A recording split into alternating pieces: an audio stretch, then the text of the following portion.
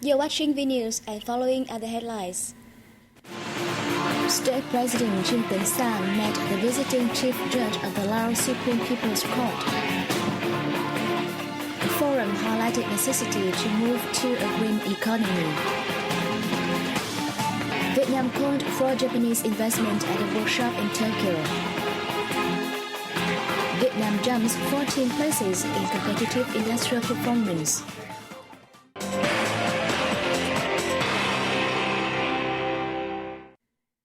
First, on the reception of the Laos high-ranking delegation's visit to Vietnam, State President Trương Tấn received the Chief Judge of the Laos Supreme People's Court, Kham Phan Siti Dampha, in Hanoi on December the 12th. President Sang welcomed the Chief Judge's visit to Vietnam, which he said contributed to strengthening the relationship between the two countries. He applauded the results of talks between the two countries' court sector, adding he hopes the two sides will implement more cooperative activities, enhance the exchange of delegations, and help each other in personal training. The Chief Judge affirmed his thanks for Vietnam's support, saying the professional skills of Laos court sector staff have been much improved. He added the court sectors of the two countries are increasing the exchange of information, sharing experience, and helping each other with judicial reform, contributing to boosting the socio-economic development of both nations.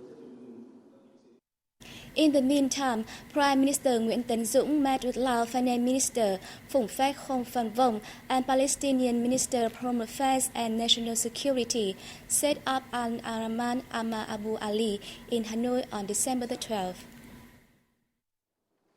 At a meeting with the Lao Finance Minister, Prime Minister Dũng highly valued the Lao official's visit to Vietnam and results of talks between the two finance ministries.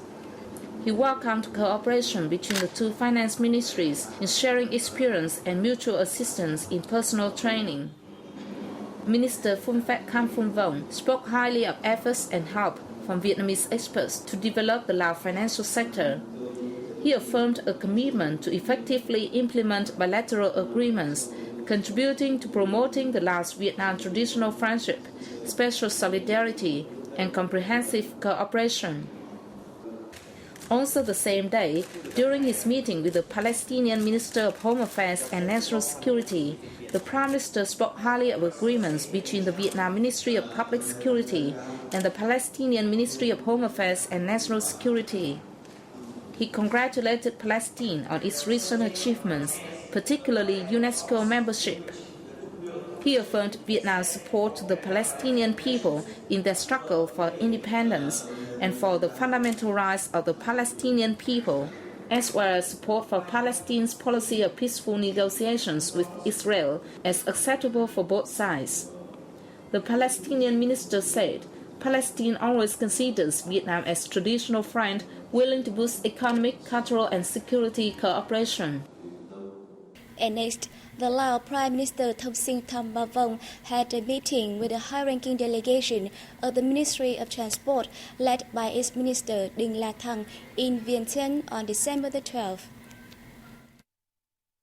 The Lao Prime Minister applauded the delegation's visit, expressing his thanks for Vietnam's support to help Laos build infrastructure, contributing to economic development and integration. He said he hopes Vietnam's Transport Ministry will assist Laos to complete unfinished projects being carried out by the ministry in the country.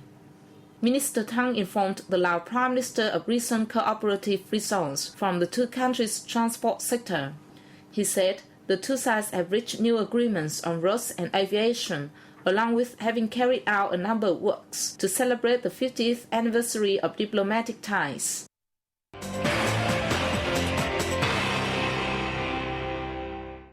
And economic news, the European Union said it will give top priority to boosting economic ties with Vietnam, especially speeding up the negotiations on a free trade area, FTA. New EU delegation head Franz Jessen told his first press briefing in Hanoi on December 12 that negotiations between the EU and Vietnam regards to the FTA will start early next year and will be the centerpiece of his 4-year term. What is happening is that, as I said before, Europe is a very rich area. And that means that consumers, for example, are extremely demanding in terms of safety, in terms of standards. If they eat something, they want to make sure that this product is completely safe. But of course, it also means Ambassador Franz Deschen said, besides trade, we will prioritize climate change, human rights, and prevention of illegal migration. In addition, the EU will continue support for Vietnam in health and poverty reduction with a pledged aid figure of €66 million in 2012, he said.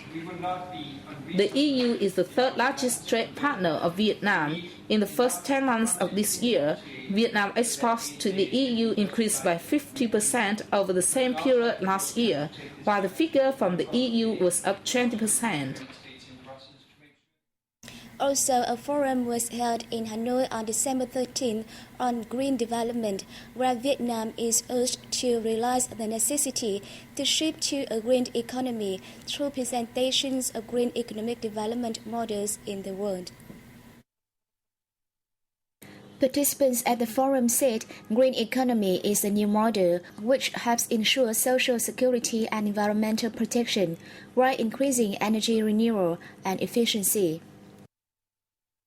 Now, I think what's important here is that Vietnam is a developing country, but Vietnam is developing very rapidly. Vietnam is developing year by year a stronger base to raise taxes from. So there will be increasingly more money available to make the necessary investment in green growth, as well. I think. Participants also pointed out difficulties and put forward solutions in terms of policy to help Vietnam build a green economy in the context of sustainable development. They held that strengthening international cooperation on climate change will help enhance energy efficiency, promote the use of renewable energy, and reduce water and air pollution. Bidding to call for more investment from Japan, a workshop was held in the capital Tokyo on December the 12th. Addressing the event, Đỗ Nhất Hoàng, head of the Ministry of Planning and Investment's Foreign Investment Department, briefed Japanese businesses on economic situation and investment climate in Vietnam. He introduced the country's investment incentives for supporting industries and said the investment climate in Vietnam has become more attractive to foreign investors. Yoshifumi Chuzio, senior Japanese investment advisor of the Investment Promotion Department, cited socio-political stability, young and well-trained workforce, good investment policies, and control similarities as factors helping Vietnam attract Japanese investors. However, he said Vietnam should develop the supporting industry, infrastructure, and further simplify administrative procedures. By the end of November, Japan had poured $22.4 billion into 1,623 projects in Vietnam, ranking fourth among foreign investors in the Southeast Asian country.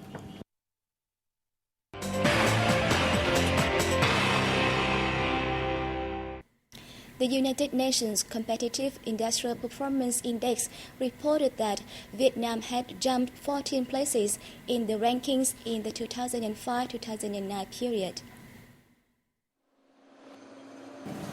This was indicated in a report on the Competitive Industrial Performance Index released in Hanoi on December 13th by the Ministry of Industry and Trade and the UN Industrial Development Organization, UNIDO. Vietnam has seen a relatively high industrial growth over recent years.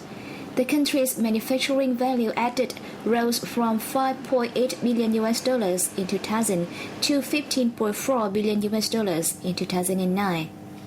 However, UNIDO experts suggested Vietnam focus on further increasing the added value for industrial products. They pointed out key policy areas that the government should realize to increase the industrial sector's competitiveness. He's calling for specific skills.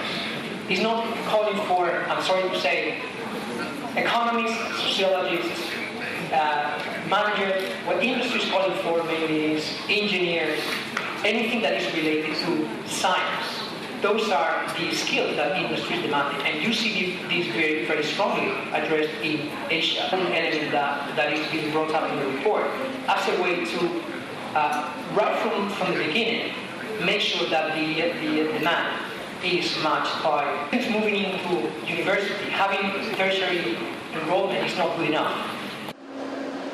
The report was a comparative product between the Ministry of Industry and Trade and UNIDO under the program Building National Capacity on Industrial Diagnosis and Trade Competitiveness.